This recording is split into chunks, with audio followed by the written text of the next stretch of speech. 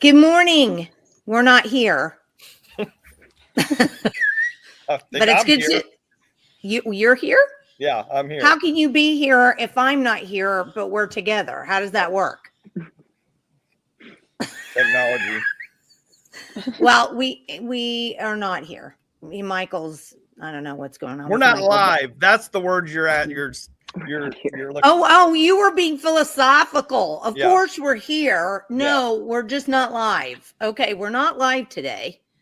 But with us, we have our friends, Kelly Wilson and Whitney Mullica, who come to visit us regularly from their organization, Oklahomans for Responsible Transportation, or my preferred title, which is PikeOffOTA. And I like that one so much better. Makes me just feel better saying it, actually. Straight to the point. What? It's straight to the point. It is. Okay, so the other day at our town hall in Luther, we had a resolution come up on our board agenda that was about something called the Regional Safety Action Plan. And I'm going to pull it in so everybody can see what, oops, this is the wrong, that's the wrong one though. So let me see if I can actually get the real one. This is what I wanted. Okay, so here it is, and let me pull it in. All right, the Regional Safety Action Plan. And this comes from a group that is called ACOG, which is the Association of Central Oklahoma Governments. This is what it's called. You can see it up here in the top part. ACOG was originally created to kind of be the pass-through for federal transportation funds. And because government never shrinks, they have created kind of a space in which they operate along with individuals from municipal governments, because that's who's on their board, are people who are on their municipal government. So for example, when I was mayor in Luther, I actually went to the meetings, and participation is based on the number of individuals in your city. So cities with larger numbers of people get more representation at the table. So maybe the mayor and 2 or 3 council members come, or 2 or 3 council members come, and they talk about transportation and other things. But they, like I said, over the years, they've decided to get into things like creating this Regional Safety Action Plan. And it's based on something called Safe Streets and Roads for All. In 2022, ACOG secured a substantial grant of $192,000 through the Safe Streets and Roads for All SS4A program, courtesy of the U.S. Department of Transportation. This grant underscores the unwavering commitment of ACOG to create roadways that prioritize safety and accessibility for everyone. Me personally, what? Can I just translate that for the Perfect common conspiracy theorists in today's time? That just means surveillance. I just want to say that. Safe streets and roads for all. That just means surveillance. I just want to throw that in there. Well, and I also wanted to point out that when you look at it, it says underscores the unwavering commitment of ACOG to create roadways. But then here's the thing. No, they're just getting money from the government and figuring out how to spend it. So I don't know that it prioritizes anything, or that they have any great vision for anything other than how to spend money, to get money from a governmental entity, which belongs to all of us, and spend it in some way. So that's that. Okay, so the program goals for this particular thing are to enhance safety through strategic improvements, education, collaboration, aims to significantly reduce the occurrence of traffic-related fatalities and injuries, promote inclusivity, which is always my favorite, because I hate everybody. I don't want anybody to be inclusive. The importance of inclusive design, making sure that roads are accessible and safe for all individuals of ages, abilities, and transportation. Raise awareness beyond physical changes to raise awareness about responsible road use, This awareness is vital in encouraging mutual respect among road users and fostering safer habits. And so then it talks about what this is, talks about who's involved. He was there when I was mayor, because bureaucrats always stay everywhere. Anyway, it's also based on something called the Vision Zero Network. So this is based on Vision Zero, which is a strategy to eliminate all traffic fatalities and severe injuries while increasing safe, healthy, equitable mobility for all. It was first implemented in Sweden in the 1990s. Vision Zero has proved successful across Europe and now is gaining major momentum in American cities. So here's what happened. I called my friend Whitney and started yelling about this, basically. And I said, this looks wrong, and I hate this, and I need you to look at this right now because I don't think our city should be doing this. And so I asked Whitney to give me her thoughts on this, and because she's, you know, she and Kelly are wonderful researchers. They've done some research on this, and so we're going to talk about this particular thing right now. All right, who wants to start? I mean, I can go a little bit. So the Regional Safety Action Plan's mission is that all people deserve to live without the devastating effects of severe injuries and fatal crashes in our region. The ACOG RSAP aims to promote a culture of safety by implementing policies, educating and engaging with the public, and improving infrastructure to create a safer road network for everyone. And I mean, I think that it sounds like a laudable goal. We want people to be safe when they're driving to work and school and everything like that. But the philosophy of road safety, like you said, it's a Swedish person who came up with it. But basically, the idea is that whenever someone is killed, necessary steps should be taken to avoid a similar event. And so I think there are some common sense aspects of what they're trying to do, but it's the absolutism that kind of pushes it a little too far for me. The one thing that really stood out was the inventor of this idea, Claes Tingvall. He was even reported to say that in long-term thinking, I regret to say this, but motorcycles must go. And so there's just some restrictions of freedom built into this whole idea on the big picture. And interestingly, Jenny, trying to find any negative perspective on Vision Zero was very challenging. The only thing I found was something written in 2013 by a philosopher, but this has been implemented a lot of places around the world. Okay, but let's back up. You said that Vision Zero was is being modeled after some plans that have been implemented in Europe, and that it's working well there. Have they hit zero fatalities? No, that's impossible. Oh, I didn't think so. Yeah, it's impossible, right? Right. Okay. Until Kelly, until we have our complete driverless technology world where we're not going to be the ones behind the wheel. Or to keep you safe, we make you immobile. Yeah, exactly. Why do you need to travel if you can have everything within your reach?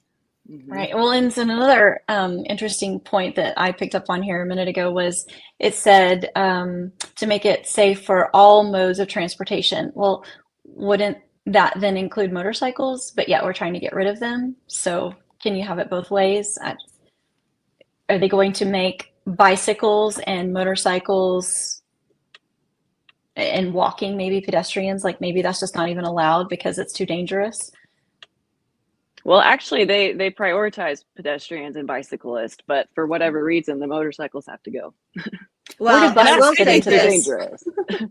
I will say this, except for passing gas, bicyclists and walkers are not a part of the green problem.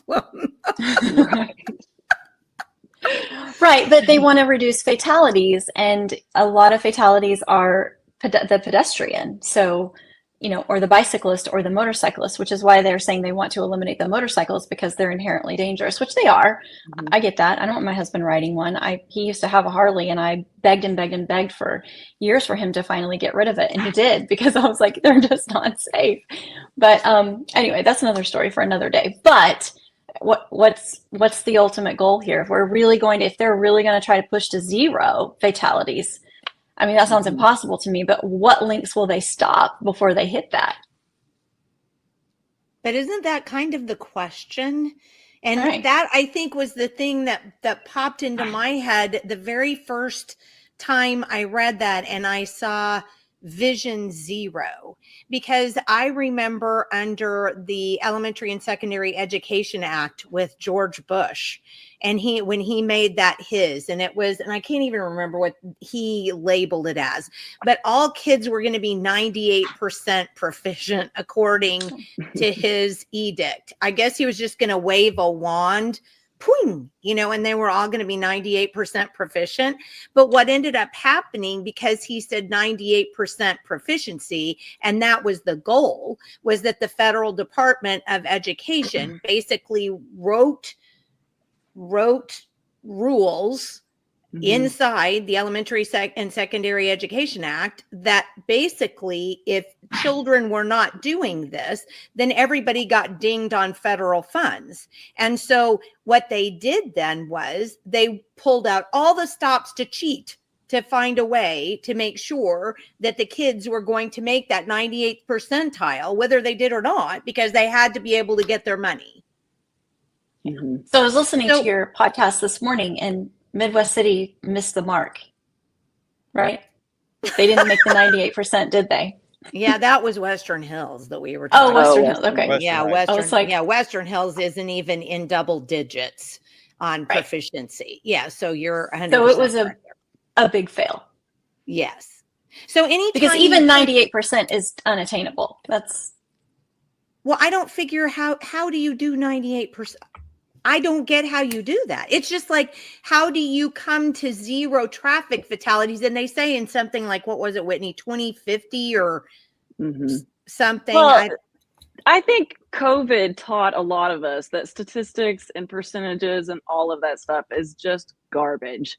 It's so easily manipulated, and it's so easy to shape a narrative by getting the statistics you want and then telling the story. So just massage them a little bit. Well, and on top of that, Whitney, remember in the very beginning, back in like March of 2020 or whenever it first was, it was only 2 weeks to slow the spread. That's it. It was just, hey, 2 weeks, slow the spread. Look what it morphed into. Look what we let them allow that to get morphed into, where they're literally shutting down everything, firing you from your job if you don't get a vaccination. I mean, these people that come up with these plans that sound so good to protect us, there's no, our safety and our prosperity is not the end game for them in any capacity. But I am going to give ACOG one bit of recognition here that I mean genuinely, having gone through the report that they put out a couple times. They did a study from 2017 to 2021, so they do have data-driven ideas, and they're using qualitative assessments. So I do think that they've done a good job assessing some of the needs, in particular 19th Street. They talk a lot about 19th Street and some of the ways that we could improve it. And living off of 19th Street, I agree with a lot of things that they've come up with. But it doesn't mean that every single idea is perfect. Well, let me scroll through just some. Oh wait, pause really quick on this one. Oh wait, go down one more page. Okay. I just want to point out someone who's here. Okay. There he is, Sean O'Leary with Poe and Associates, because guys who Second are from the designing bottom. turnpikes really Oh yeah, care right about above our mayor. safety. Right above our mayor. And Yeah. maybe, can you make that a little bit bigger, Jenny? I surely can. If you ask me nicely, can you say please like 5 times? No. Please, Jenny. Well, but here's the thing. Bike Club of Oklahoma, city, ODOT. What's OHSO? Oklahoma Highway Safety, sorry. Mhm. Oklahoma Bicycle Society, Oklahoma City Running Club, Poe and Associates, and Town of Luther. So here you go. That's who was involved here.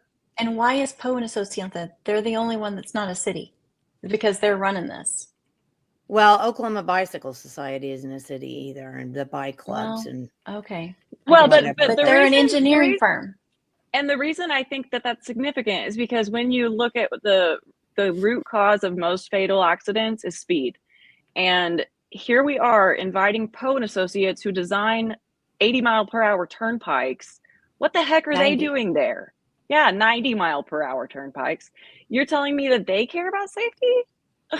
Well, but that goes back to something, because before we got on, we were having a discussion about this. Hold on a second. Let me see if I can. Let me get down. Blah blah blah.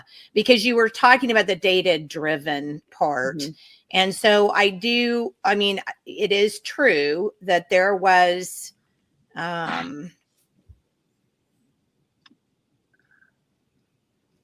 Well, here's their mission statement. All people deserve to live without the devastating effects of severe injuries and fatal crashes in our region. So I want to talk about this just one quick sec to see what you guys are thinking here. I'm hoping that part of what we learned during COVID was you can't bubble wrap people. Things are going to happen to people that you simply cannot control, no matter what it is. I mean, I've had good friends just go in for a diagnosis, had stomach trouble, went in for a diagnosis of cancer, died in 2 weeks. How do you, I mean, I'd like to know how this is going to be fixable, right? And so there is a problem I think we have in our society today, because we're way far away from a world war. We're way far away from a point in which, you know, young kids were forced to put on army boots and travel to all kinds of places all around the world to fight in a war and see horrible things and have to be involved in horrible things. We just don't have that anymore. Most people are like Netflix and chill, right? I mean, that's kind of our vibe anymore. So we've gotten into this. This is just my personal, you know, we can go into this. I allow all people to speak. But my personal opinion is we've just gotten into this perspective now where we deserve nothing bad to happen to us. I mean, we don't. All people deserve to live without the devastating effect. Well, of course, it's horrible when people have to live with the devastating effects of all kinds of things, from dementia to horrible. You can get really bad arthritis. It puts people in wheelchairs. I mean, think about the possibilities that can happen to the human body.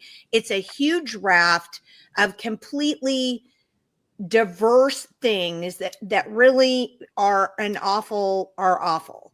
So how is it, do we want the government then to somehow say, hey, don't worry, we can fix that by implementing this XYZ plan that will really help you cut down on your risk for this? Well, isn't just life a risk? Can't you just slip in the bathtub, conk your head, kill yourself? Absolutely. I mean, I think personal responsibility should trump that anyways. I don't need the government to tell me what to do to reduce my risk. And yeah, I agree, Kelly. I do not need, I take a risk every day when I get in my car and I drive, but I take that risk in lieu of providing myself the freedom to move how and when I want to. I'm not going to substitute my freedom for security in any way. In my opinion, I'm just not going to do it. Well, and then we mentioned before, so 0 is unattainable. So why do you think they put 0 there? Because they know then that they will be doing this forever. There's never an ending point. They put an unattainable goal, and that ensures that this program will go on in infinity. Yeah. Or people are going to cheat to make it, like they did, under the ESEA. Yeah. Well, and to like Kelly's point earlier, I mean, Whitney's point earlier, when you're looking at statistics, who's providing these statistics? What do they actually mean? I mean, how many of these fatalities may be actually linked to multiple other things, not just some incident on the road that you can secure some way? I mean, what if someone has a stroke, goes across the road and kills somebody? What if someone's drunk? There's a million other things that could cause these fatalities that are completely out of their control, that they'll never be able to control these, things of nature that happen. Well, and then the other thing, and let's kind of go through here. Here is their safe system approach: safe road users, safe vehicles, safe speeds, safe roads, post-crash care. Okay. This says it accounts for the actions of those that respond to a crash, whether it be emergency services, law enforcement, or cleanup. All right. Now, I'm just playing devil's advocate here. So aren't there already plans? I know in Luther there were, at least when I was mayor. Aren't there already plans inside cities?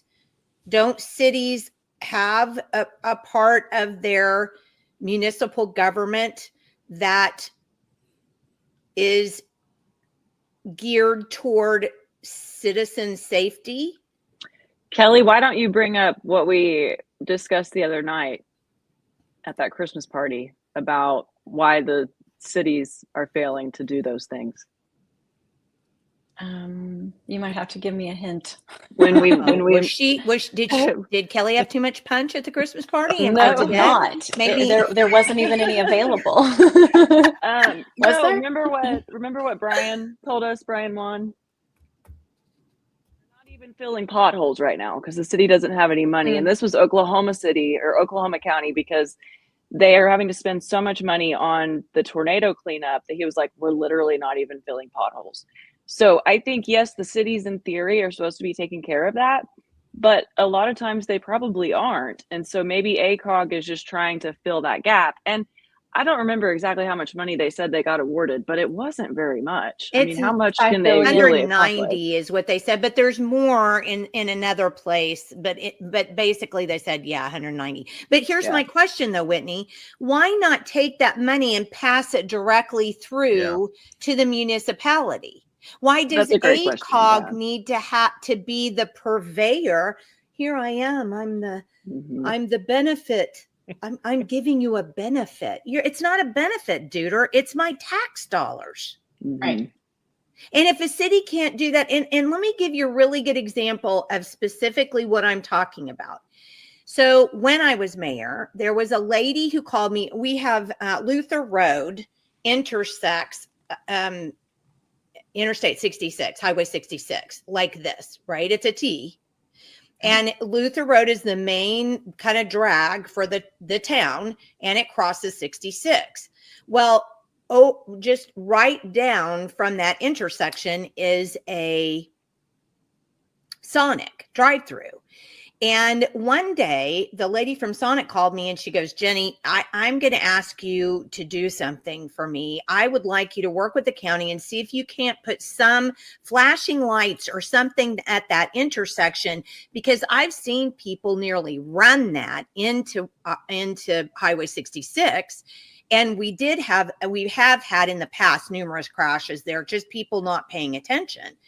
And so I went to our District 1 supervisor and I said, hey, are there any flashing lights that you could put on that stop sign there on Luther Road that would be like, hey, stop, stop, stop. This is a big highway right here.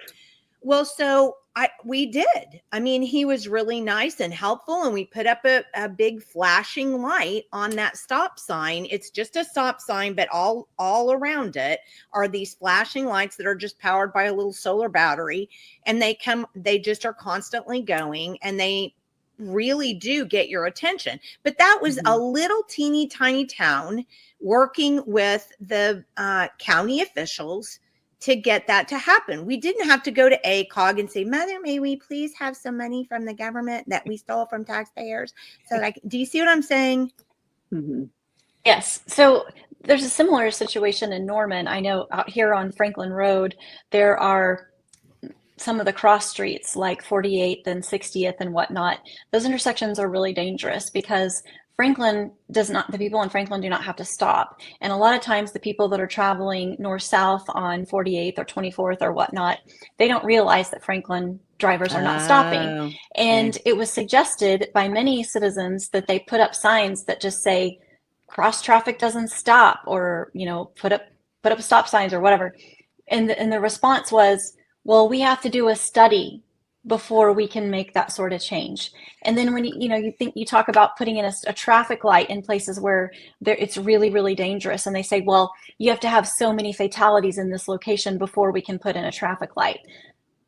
Okay, but yet, I think that just is like what you're talking about here. Now we're going to have to go to ACOG. Well, now we're going to have to meet more hoops to jump through, which is actually creating more work for the people who do the studies and whatever other conditions they may put on whether or not you are granted the money.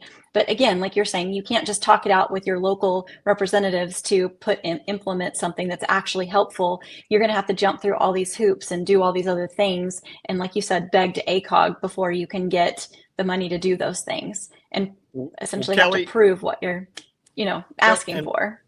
Kelly, maybe Jenny, you can answer this. Like, is that with the studies or whatever, like, is that dictated by legislature in some way? Like legally they have to do that? Or is that just something they say in order to not have to take action? Usually there's some kind of dopey legislation about it. Yes. Or if it's not dopey legislation, then then the people who create the rules, to implement the legislation overreach and add in a rule that shouldn't really be there, and nobody catches it because nobody can go through 700,000 hours of these stupid rules that they make up. And like Kelly said, that's how it ends up happening. But it's funny too, though, Kelly. It sounds like you're telling me that government is a jobs program. It is. That's exactly what I'm getting at. I mean, when everyone in the community is asking for something to be done, and these are people who live there and drive through that intersection every day, why would we need to waste money on a study when we can all tell you this is the logical resolution to this problem? Why do we need a study to do that? Why do we need to wait for more people to die? I just think it's really interesting that here we're trying to get to 0 fatalities, but yet we have ordinances in place or policies in place that say you have to have a certain number of fatalities before we can actually take action on something. So which is it? What are we going to do here? But that goes to the root of what this whole thing is about, because we started from, so it's the Regional Safety Action Plan, and it's under the Safe Streets for All, which goes back to the funding that Biden has doled out in the Biden infrastructure law. And, if that link that we talked about earlier, I mean, it completely says it's jobs program. It absolutely is. Hold on a second. Wait. Hold on. Share this tab instead. Okay. Yeah, go to the very top. There it is. So apparently this is what, they said, I looked at when I was reading the draft proposal, they said that the money that they were using for this particular program was infrastructure. You remember the infrastructure bill? Mm-hmm. They were tying it to the infrastructure bill is what they said. But I mean, it very well could be this as well. I mean, but I wanted to go back to this part because it talks about the parts of it, what this plan is: engineering, education, evaluation, equity, enforcement, encouragement. Now, you've had a governor who, well, he says one thing and does another thing. But one thing that he has said over and over again is he pounds the desk about equity, right? Mm-hmm. I mean, we're tired of DEI. But then here we are. We've got ACOG including the term equity. And then underneath that, I want people to notice that it says enforcement before it says encouragement. So what do you suppose this could be about then? Because how are you going to get to net zero if you're just encouraging people? Hey, could you please put on your seatbelts? Hey, would you drive with a helmet? Thank you. So is that really going to create the environment where people are no longer doing what they want because they might have an accident? So now they have to be forced by enforcement to make that happen? Thoughts? Have we gone dry here on our thoughts? I'm like, thoughts? I feel like a second grade teacher, except somebody would be screaming out, something inappropriate in second grade. But I was trying to find because I told you the only thing I could find that was critical of this was a philosophical paper. And it was, from 2013. And I think it started out with the 5 E's. So I was trying to figure out which one they just recently added. And I think it's probably encouragement. Oh, really? Wait, hold on. Yeah. Let's add encouragement to make it seem like it's not so third world. I mean, make it not sound so better. 1984. Well, see, and my hang up is education. I mean, it's common sense. If you have a driver's license, you should have already had the education to know this is the safe rules of the road. Like, why do we have to keep educating people with these, like the Turnpike Authority and ODOT, they do all this, wear your seatbelt nonsense. Well, what is that actually doing? Nothing. It's putting money in the pockets of the media, the advertisers. That's what the people who created the advertising, the whatever the safety program, educational program is, the people who are airing it, and that's who's making money off that. Is it actually doing any good? No, there's not even any measurable mechanism out there to determine whether it does good or not. But yet they're acting like, oh, hey, we did something. We helped educate to improve safety of, increase seatbelt wearing or whatever it is, and for what? Like, I don't think it works. So I think that's just more of the jobs program acting right there. Well, and it goes back to the argument. It goes back to the argument over when does the government have charge of our safety? And I don't think we have that discussion enough, because I think there are quite a few people who believe that somehow government is in charge of our safety. And if you go back to the flock camera discussion that we all had, which I think was the second highest rated video we've ever produced in 2 years. Wow. So when you go back to that, obviously people are interested in this topic. They're interested in how the government is trying to funnel them into a way of behaving that may or may not be something that they want, but they do it under the guise of, but we're keeping you safe. And when I talked with my particular legislator, John George, who used to be a policeman who was in charge of the FOP in Oklahoma for a very long time, and I said, hey, we don't want this. And he said, well, I do, because it absolutely helps your safety. I know that it does, and gave me this huge speech about it. And I said, but I don't want to be surveilled. Well, you will if you have a kid missing, and I can look up tags on that. And they firmly believe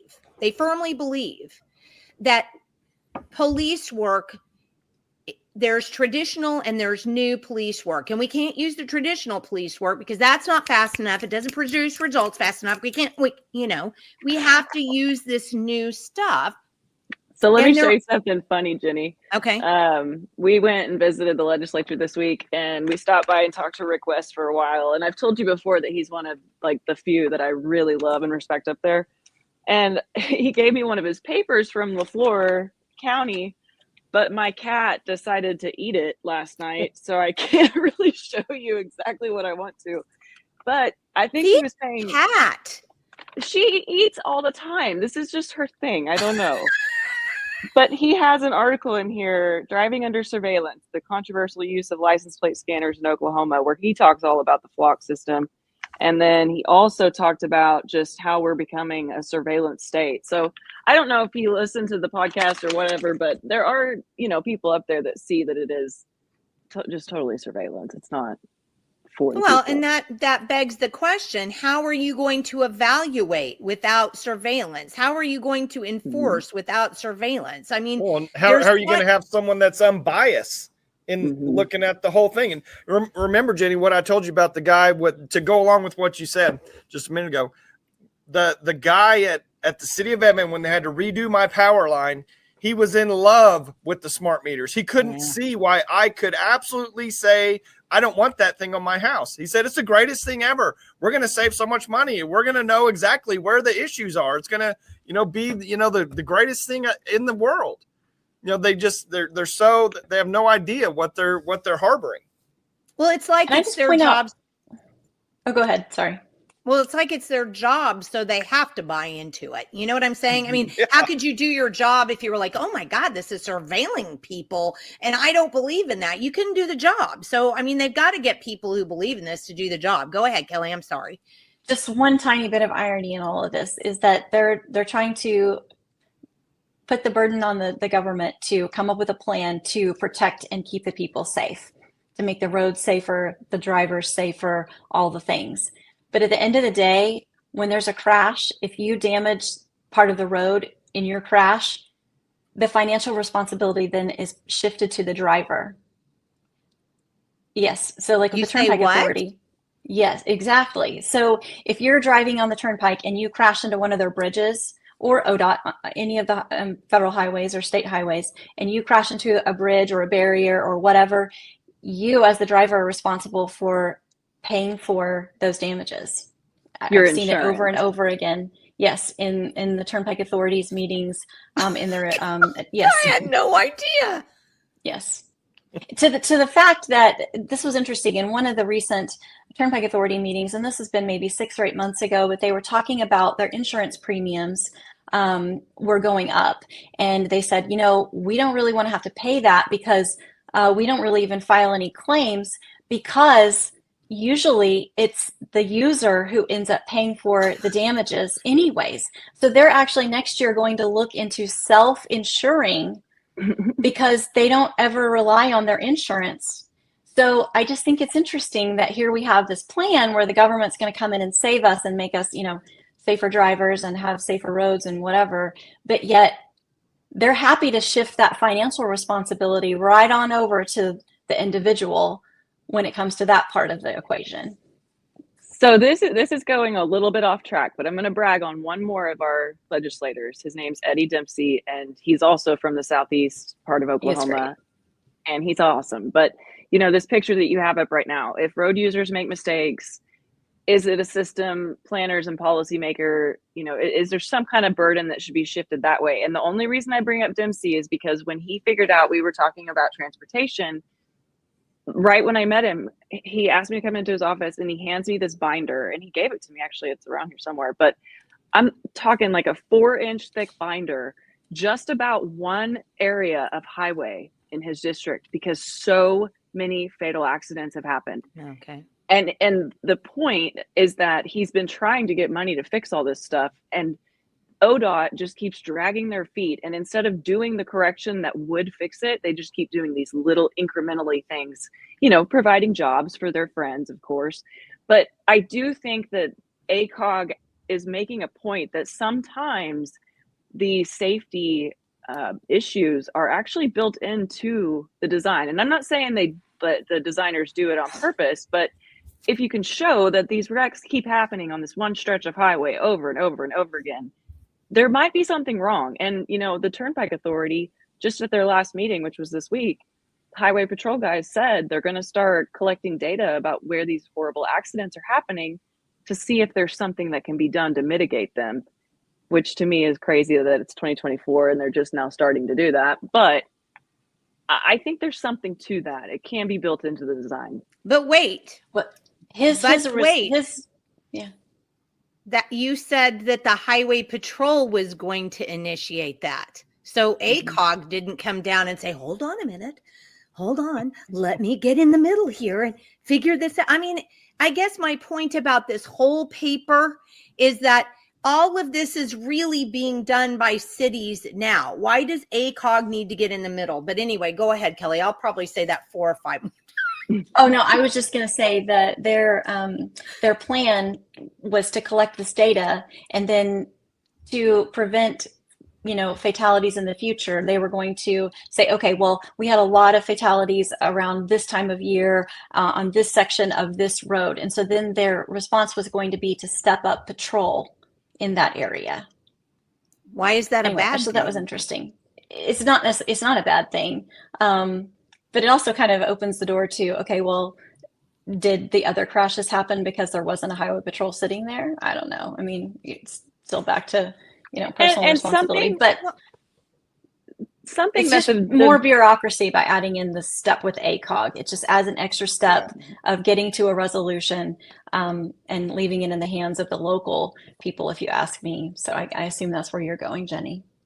But one thing I did agree with Vision Zero, and this goes back to like what they came up with in the 90s, is that if we just look at fatal traffic accidents and say, okay, these two did this and it's all their fault, that's backward thinking. And we're never going to make it any better going forward. And so the Vision Zero idea was, let's be forward thinking.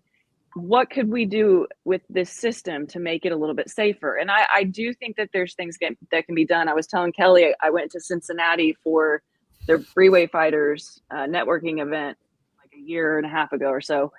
And I really thought Cincinnati was interesting because it's almost designed for people to get out of their cars and to be in the spaces that used to be all highways. Like they literally will shut like a highway off or a roadway off and turn it into a block party for the night. And it was just different. I mean, I understand that's a lot of like interventionism and everything, but I do think we can design our places to be more pleasant and not just get us where we want to go as fast as possible. Well, and I'm not going to disagree with that, but I have a huge problem with the 15-minute city idea, which I think is where this comes from. If I can't get to something that I need within 15 minutes by walking, that's what a 15-minute city is. It's based on putting everything around you so that you only have to walk 15 minutes to do whatever it is you're going to do. And I guess my problem is that I'm so cynical of government that I look at the Hunger Games. Yeah. And 15-minute cities are absolutely 100% right out of the Hunger Games.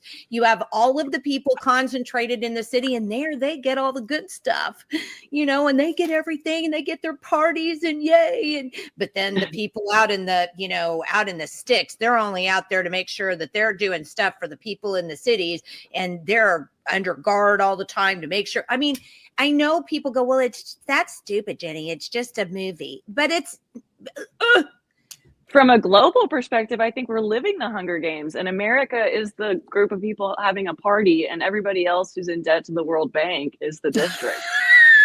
Well, and we can go into the World Bank and the WEF on another day, but I just want to point out that when government intervenes in a space where a locality can do what it needs to do, in other words, the closer government is to the person, the better government is, because the more control the person has over their government.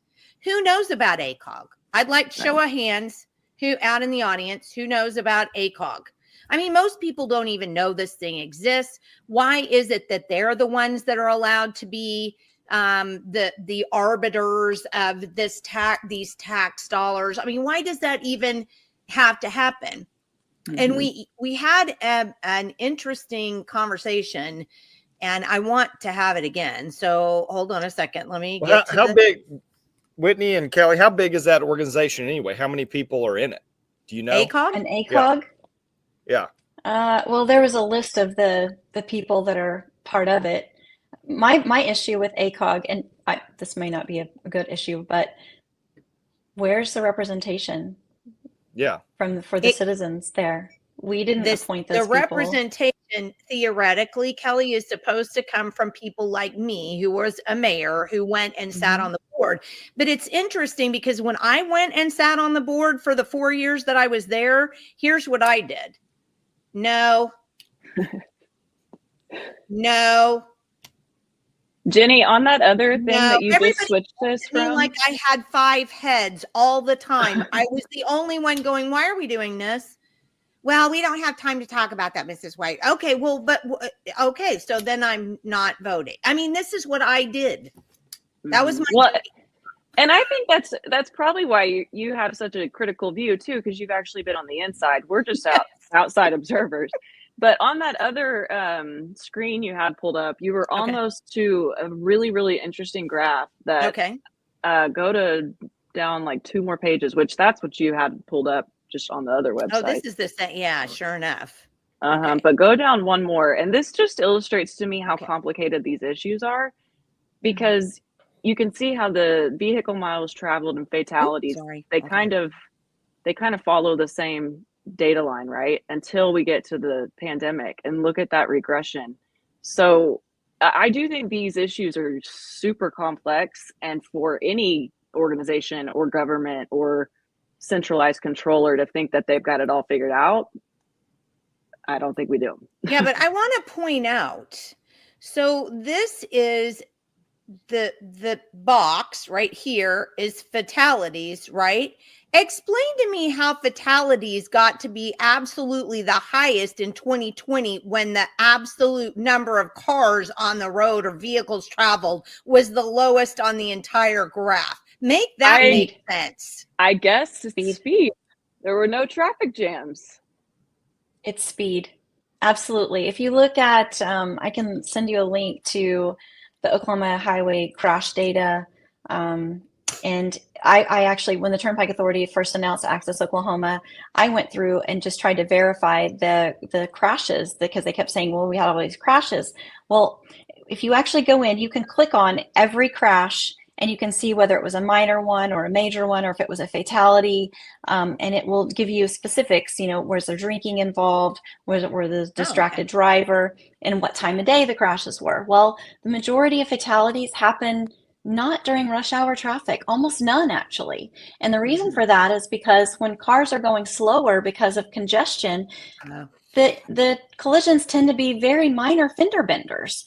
And so what you're seeing here is when there was nobody on the road, people were driving much faster, and that led to more fatalities, because the faster you drive, the worse the collision is, and the more likely are to die from your injuries. That's an interesting way of looking at it. Okay, that does make some sense, actually. And Joe Kelly actually confirmed this, because he was talking about the fact that we're going to remove some of the people. We're going to have these reliever routes so that we can have better travel time reliability on I-35, which means we're getting to work faster. And he literally said that he knows that is going to lead to more fatalities because people will be driving faster. But in his opinion, that is worth it because people will be getting to work in a faster fashion, and that somehow equates to money, because time is money, and all the things. And let me interject one thing too, because Michael, you brought up the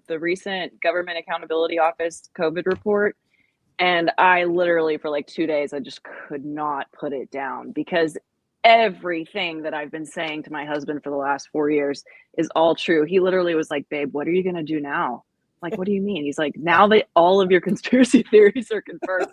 I'm like, I don't know. But one thing that report said is that the effects of the pandemic and the way the government basically treated people, it increased substance abuse dramatically. And what Kelly's talking about, speed is a big factor. Nighttime is a big factor for fatal accidents, but a lot of the fatal accidents and really dangerous, injury accidents, a lot of them are induced by substances. And you know what? I read this report well enough to know that substances were not a part of the issue in this.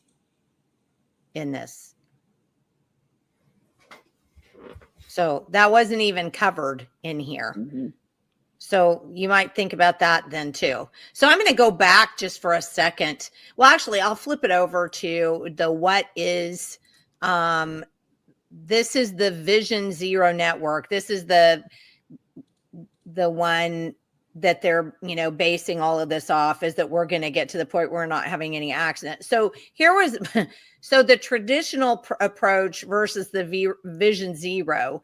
Traffic deaths are inevitable. Traffic deaths are preventable. Okay, well, I'd have to say some of them are preventable. I mean, certainly getting into a car drunk is preventable, right? Mm-hmm. I mean, perfect human behavior, integrate human failing in the approach. Yeah. Which to me, that's having shoulders on your rural highways.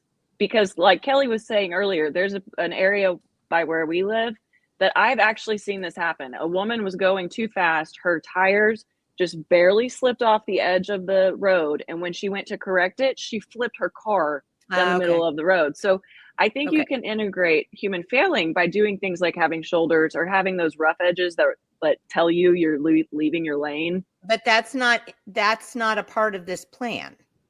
Oh yeah, some of it is. Yeah. Changing the roadway is part of the plan. They talk about adding surface on the sides, and they also have a whole thing about putting those grates so that when people do go over the What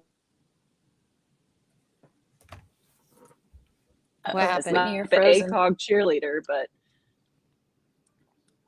You what? Whitney may have to say that again. You paused for just a second. well, I was saying that they do have some like common sense things built in, like those grates that warn you when you're leaving the road, and adding surface area. But I'm not trying to be the ACOG cheerleader. I just think that we got to give them a little credit where it is due. Well, and here was my big issue. This is my biggest issue of all. Individual response. This is the traditional approach, individual responsibility. But now we've moved to a systems approach. And that really bugged me, because here's the thing. If you want to wear a seatbelt, that's on you. This is my perspective. It's on you. If you want to wear a helmet when you're riding a motorcycle and you don't realize that your head is a watermelon, it's up to you. It's up to you. You do you. But here's the thing. If you don't have the wherewithal to pay the hospital bill, and then you're irresponsible with your actions and expect the state to pay for it, that's where I have the comeuppance with that. But how are you going to regulate that? I mean, we try to regulate so many things that we've gotten to where we are right now. There are rule books full of things that are have so many pages in them. We don't even know that we're following the law or not following the law in a day, right? So at some point, you're going to have to allow people to make decisions for themselves instead of forcing it. It's actually called natural law. Mm-hmm. I mean, thoughts? Well, and again, like I said before, we all agreed to follow the rules of the road when we got our driver's license. And actually, your driver's license, it even says in there that they can take it away from you for, not following these rules, which a lot of times they don't. But anyway, that's another story for another day. That's true too. You've been drinking, here, have it back. Yeah, I mean, sometimes we're not very good at that. But I guess it still goes back to, there are mechanisms already in place to do this stuff. And when we have layer upon layer upon layer of bureaucracy, something gets buried under it, and it's usually individual liberty. Well, and if you're going to give up liberty for freedom, I mean, what's the whole quote? You don't deserve either one. Or liberty for safety. That's what it is. Well, my biggest issue in this whole deal is where does it stop? Ultimately, where's it going to stop? I mean, like you said, Jenny, I mean, you could just die walking, down the street, or, what are they going to do? Ultimately, there's a lot of people that choke on food. I mean, what are they going to do? Make you blend all your food up and drink it through a straw forcibly, or in an IV? I mean, ultimately, where do we draw the line on this? This, to live on this planet in this universe, there's risk. I mean, we're flying through the universe at 50,000 miles an hour, or whatever, spinning on a ball. You know what? I mean, everything is a risk. I mean, I agree. I think for the most part, people are responsible. It's usually, and I don't know the statistics on this, especially when it comes to traveling on the roads, but when you look at like the overall thing, the bad guys don't follow the rules anyway. The people that are going to break the law in one way or another, they're going to break it regardless. If we have all these things in place, they're going to figure out how to go faster in their car. Even if the cars don't let you go faster, they're going to figure it out in one way or another. So, I mean, I just hate that we sacrifice so much of our own personal liberty in order to try to make, I don't think any of us want to, be in a place where we don't feel safe, but at some point, I'm responsible for myself and my family. No one else is. It makes me think of whenever COVID had us all on lockdown, but then all these celebrities and politicians were getting in trouble for doing things they weren't supposed to.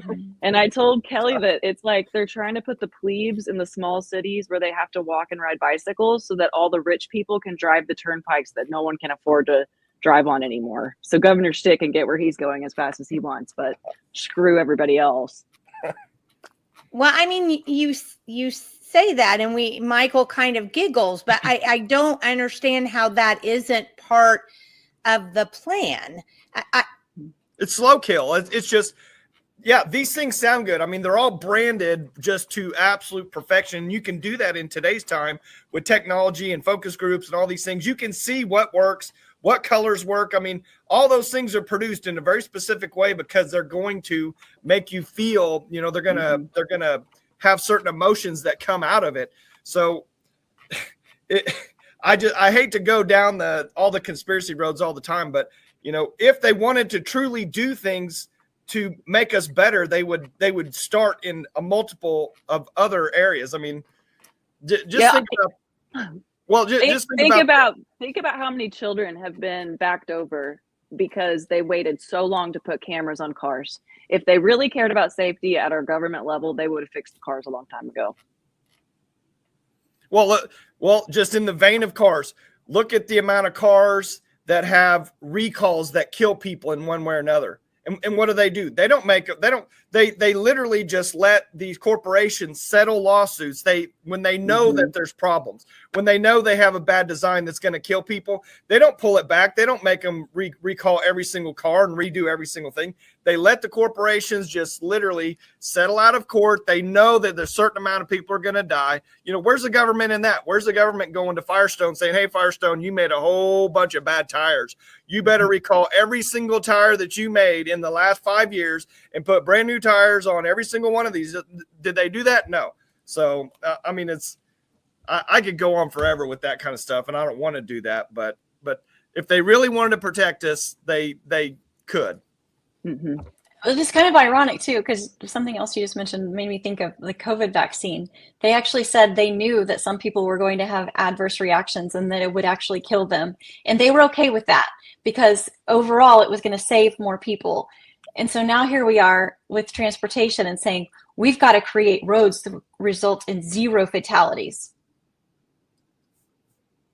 Well, and I'm just gonna pull this part up. So this is actually some of the policy recommendations that they have, because it's all well and good to be able to say, well, I think we should do this. But when they become policies, then they become laws, then they become ordinances. Then now all of a sudden we are obligated under the penalty of law to follow those, right? Yep. So it's important to understand how that progression works. So let's look at this. You can do this. This is encouraging. Okay, engineering, we need to do update design standards, update design standards to foster safer roadways. But look down here, enforcement. Apply for traffic enforcement grants to aid in enforcement efforts. So what does that look like? You're going to be forced to do something. That's enforcement. Develop a system. Now think on this. And this is under enforcement. Develop a system that would help the sharing of notifications of violations between municipalities in the region.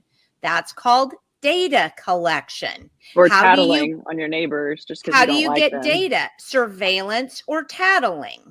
Mm-hmm. So is that okay? Are we okay with No. that? No. Absolutely not.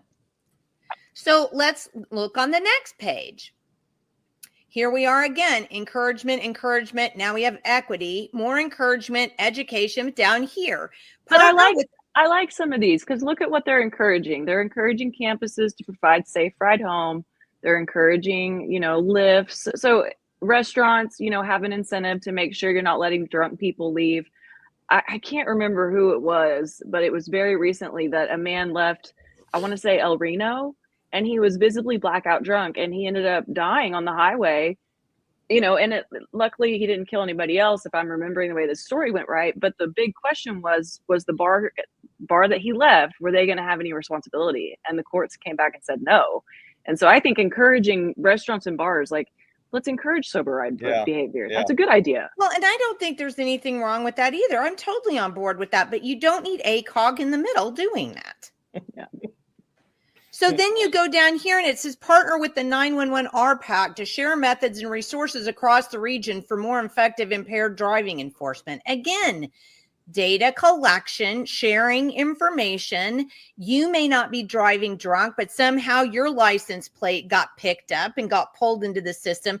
This just adds a layer of surveillance I don't think any of us want. And then you go down, and here we go again. And that's fine. Partner with health departments to connect people with child restraint resources. But we already do that. How many nonprofits are there to make sure that new parents get whatever they call them? God, it's been so long since I've had one. I don't even remember. What? Your car seat. The car seat. Thank you. You'd think you wouldn't forget that, after 5 kids. But anyway, increase existing fine for no seatbelt usage. They don't pull them over for no seatbelts in the first place. Do you know I actually did get pulled over for not using a seatbelt? Too. Yeah, they just look at you and they go, "You're not wearing a seatbelt." I'm like, do you not have some? I mean, are there actual crimes here going on? Okay, first of all, put your seatbelts on. The second of all, look up your record, and Jenny, I'm going to post it. Create a law that would require seatbelt use for all vehicle passengers. So not just the drivers now, but then, municipalities are going to earn more revenue because they're going to ticket the adult in the back who's like, "I'm not wearing my seatbelt." I mean, at what point do I get to decide I'm going to die in a crash if I want to or not? I mean, I don't know. It's so stupid. I don't know. What if they're kids, though? I mean, because I think we're one of the few states that doesn't do that. On that one right now, we already have rules, laws, ordinances, and regulations for that. Yeah. So I'm going to stop you right there. Put that one in your pipe and smoke it, Whitney. Well, Jenny, I got to give you some perspective, though. My family owned auto repair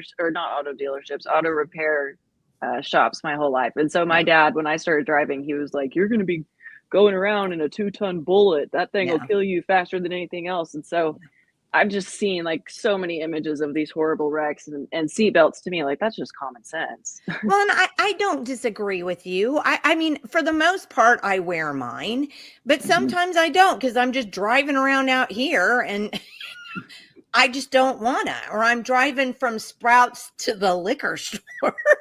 I mean, it's just, I don't know. Anyway, here's the other page that I was very upset about. Implement speed cameras. That's what the flock. But at school zones, it's just at school zones, Whitney, to help the children. No. And the technology is still not there. We talked about this a minute ago about, the license plates, photos and stuff. And you look at the Turnpike Authority and what's the least, they talked about the plate pay and how ineffective it is. And something like they only collect maybe 50% of the tolls through play because it's so faulty. And yet here, at least that's just a fine. It's just a toll. Okay. It might get up to $100 or whatever. And that's terrible. Yeah. But then in this case, like, they might be linked to criminal charges. And then you've got an individual sitting here trying to prove that it wasn't them because technology wasn't perfect. So I have a lot of problems relying on this technology and the information sharing. That's where my big problems come in. Preventative policing for speeding. I mean, that just sounds like the pre-crime stuff. Well, and again, you're not going to get to zero anything unless you make somebody do something they don't want to do. I mean, there's no way around any of that. I mean, it's just, and that's exactly what's going on here. Develop a preventative policy for policing, implement harsher penalties, and decrease the number of warnings giving to discourage speeding. You know, I mean, Nightmare on Elm Street. This is just so silly. I mean, and then there's more, but this just keeps going, you know. And I don't mind the encouragement stuff. It's not the problem, but here's more enforcement, enhanced inspection resources for work done. So you can only do that through cameras. Mm-hmm. I mean, there's no, I mean, so I guess this is the thing that's the bottom line. If cities and towns are able to do so much of this by themselves, why does ACOG need to get in the middle of that and then push this down, meaning more enforcement, more rules, ordinances, whatever, you know, in town? Why are cities and towns so willing to go outside of their borders to do something that somebody else is doing? The 15-minute cities, the walkability stuff, I mean, why? Well, ACOG's the expert. I mean, they're branded as the expert. They have they've got the data to support whatever they're wanting to put through. So they're the expert. The city doesn't want to take responsibility. It's just, hey, it's easier to just point to a guy, you know, an organization like this. Say, hey, ACOG says we're good to go. So we're not, you know. Do you know what? I think you hit the nail on the head right there. I've never thought about that, Michael, but I think you hit the nail on the head right there. Well, I can't be responsible for that. ACOG's the one that we implemented this program. This is what ACOG said was going to happen. So I think there's quite a bit there that I have never even thought of before. That I think is part of the reason why we do so many things and bring so many things in from other cities. Well, I mean, look at it, Jenny. I mean, not I hate to always go back to COVID, but just peel it backwards. Your local school, your local school, your local city wouldn't take the responsibility for their own decisions. So they went to the county or the state health department. State health department wouldn't take accountability. So they went to the CDC. The CDC's going by the WHO. I mean, it just keeps going up into these oblivious organizations, and no one wants to take responsibility, and there's nothing you can do about it. I mean, it's the same game plan over and over, no matter what it is. But then look where enforcement ends up. Back to the individual. Yeah. Not these entities that are Yeah, right. Not the entities that are putting in these rules, but it always goes back to the punishment, goes back to the individual. Yeah, the little guy, just like with the turnpike, going to make the little guy pay for damage that's done on the turnpike. And we're the ones who actually have no say in these policies that they're trying to implement. So, you know, it's perfect on their end. Well, the only say that we do have is if you don't want your municipality to adopt this thing, then you just go and tell and speak at your municipality at the city council meeting, at the town council meeting, and you say, I don't want this thing. This isn't what I want. I didn't sign up. We don't need more surveillance here in this little bitty. I mean, that was my argument, because I've already confronted our mayor with it at our town council meeting. He decided to table it instead of just going, okay, well, people showed up to say no. And there was some, I mean, it's so frustrating, because especially in small towns, there's not a need for this. You work with your county commissioner.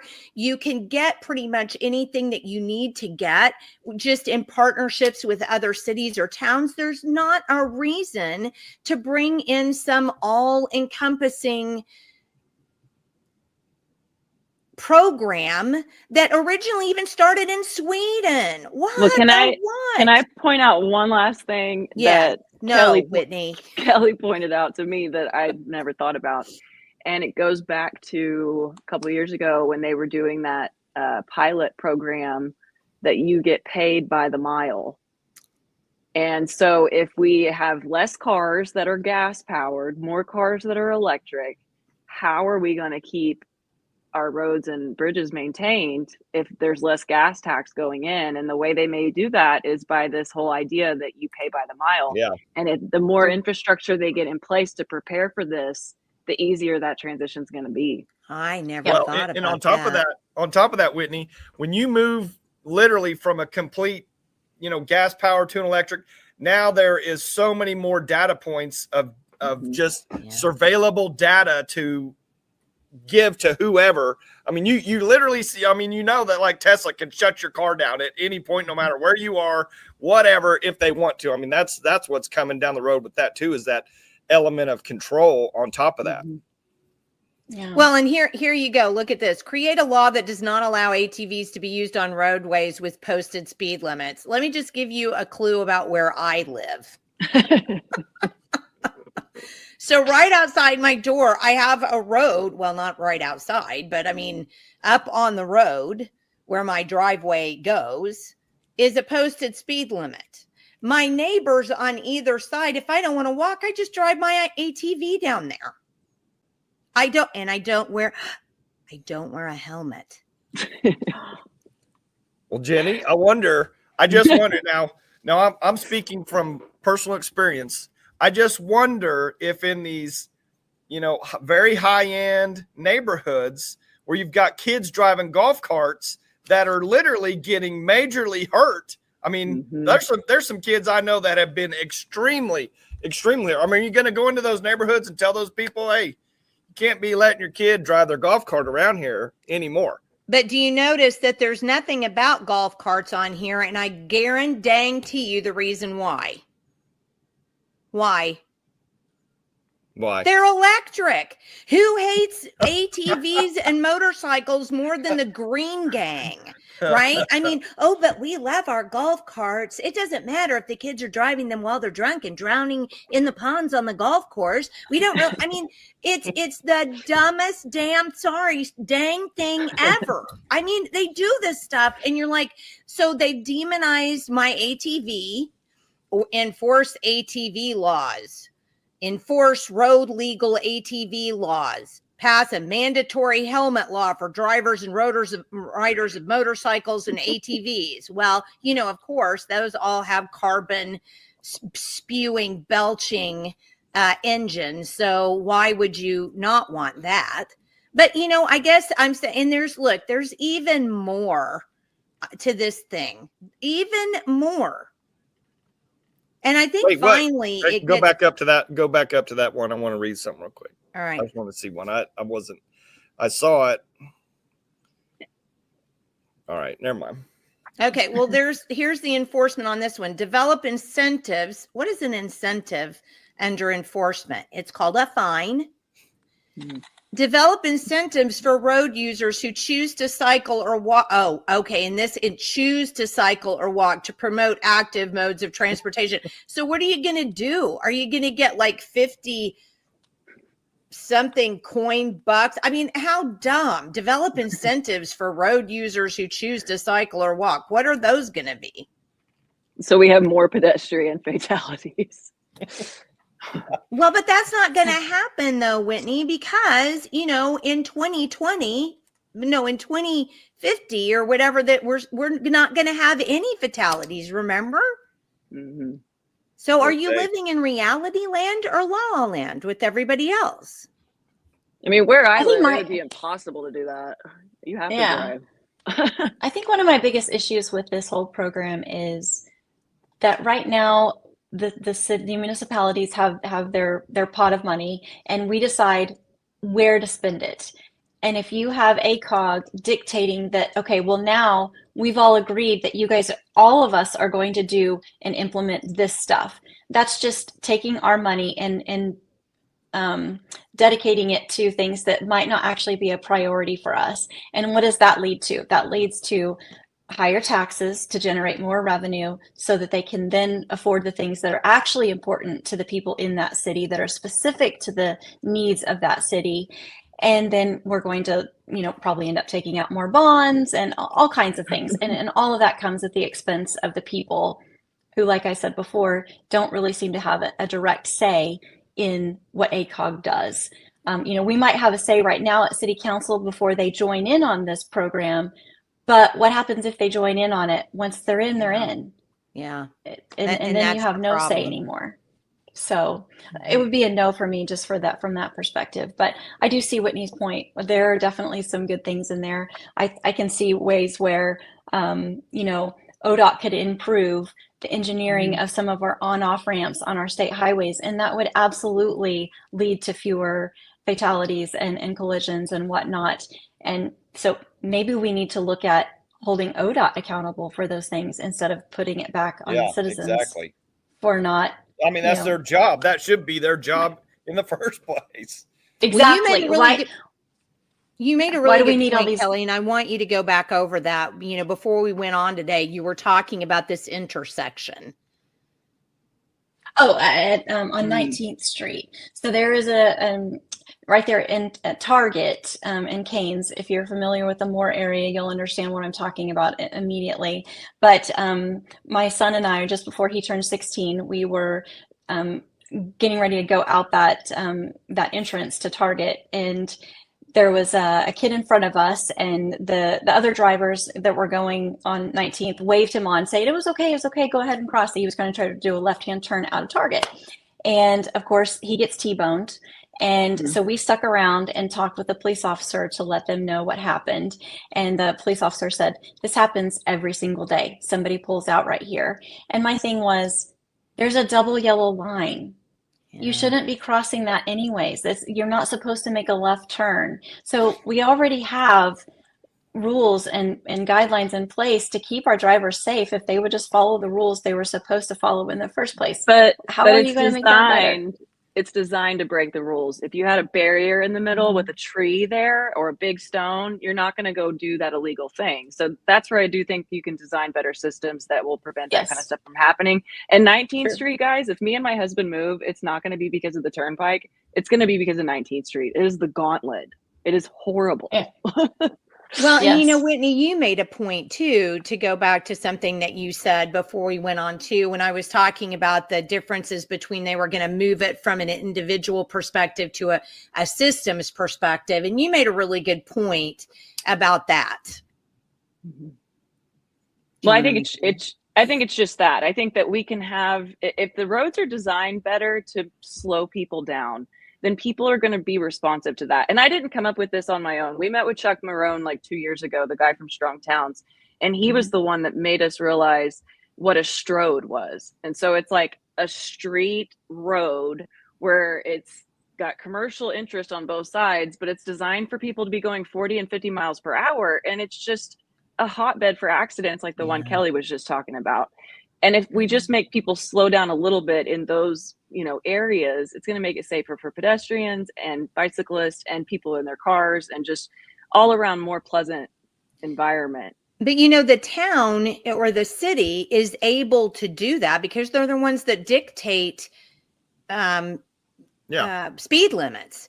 And so all you we would don't have need ACOG to do it. Exactly. All you would have to do would be to go to your city council and say, I would like to petition to move the speed limit down to 35 from 45 here because we're having so many accidents, which goes back to what Kelly said, which is then they're going to say, well, we'll have to do a road study and that'll take like 8.5 million years. And then we'll get back to you after that happens. And that's an excellent point, because really, if you want to help people, ACOG, you'll figure out how to stop some of these stupid regulations so that the responsiveness time will increase when somebody says, hey, this is a problem. We need to get this fixed. Stop that. It's going to take 800 years to do a study. Just get it done as quickly as you possibly can. That would solve the problem, not adding 47 layers of bureaucracy. Exactly. And diverting funds to other projects that are not specific needs of your individual city. And don't we have public works director and engineering departments to handle that stuff in our Hey, own cities at least it's already? federal money being spent in America and not abroad to kill people. Can Okay, of worms. notwithstanding. Well, I mean, I think we did a pretty good job in covering this, because nobody wants fatality accidents. None of us want that. But again, we can't bubble wrap everybody. And I think that's really kind of the bottom line is we can't bubble wrap everybody. And if cities and towns want to stand on their own, bringing in ACOG to create some kind of bureaucracy that's going to allow them to go, oh, well, we didn't have anything to do that. This is, the program that we adopted from ACOG. So if you cities and towns want to stand on your own, use this services that your taxpayers already pay for anyway, and do that. But don't add more enforcement bureaucracy coming from a bureaucratic nonsense agency that doesn't really have any reason to survive or exist anyway, except it's a jobs program. Kelly's favorite thing. It's a jobs program. Because what isn't a jobs program at this point in government? Does anybody know? Do we have an example? No, because everything is. And that's why it's zero. I'll say it again. That's why they use zero in there, because it's unattainable. Therefore, this continues on for eternity. And with that, I think we're probably done for today. Any last words after that? Because that was a pretty great last word. I just hope everyone has a safe Merry Christmas. Yeah, me too. Same. Merry Christmas, everybody. Ladies, thank you so much for being with us today. I really appreciate you hitting that with us, because I do think that having this in a recorded state where people can really stop and think about what we've been saying and listening to it, if we can get that out to people, I think we can get this stopped at city councils. So God bless you for your help. No problem. All right. Merry Christmas, everybody. And we'll see you in January on the Friday, the last Friday in January. Oh, sorry. January the 3rd. We're coming back with Sherry Conley. So we'll see you then. And thanks for joining us. Hey, can I share one thing real fast, Jenny? Absolutely. You know how much I just hate COVID and how much I just despise everybody. I thought it was going to be a meme about me, but yeah, if it's something. I do have a meme if you want me to show you a meme. I do have a meme. No, that's okay. Just do the COVID thing. Anyway, I think it's just so telling. This goes back to the government itself, knowing ahead of time and protecting us. So you've got just recently, the FDA is going to be forced to release 1 million pages of COVID documents from Pfizer. So think about how long it would have to take, how much they knew ahead of time to produce 1 million pages, even have 1 million pages of anything. I mean, come on. So we're specifically talking about the COVID vaccine.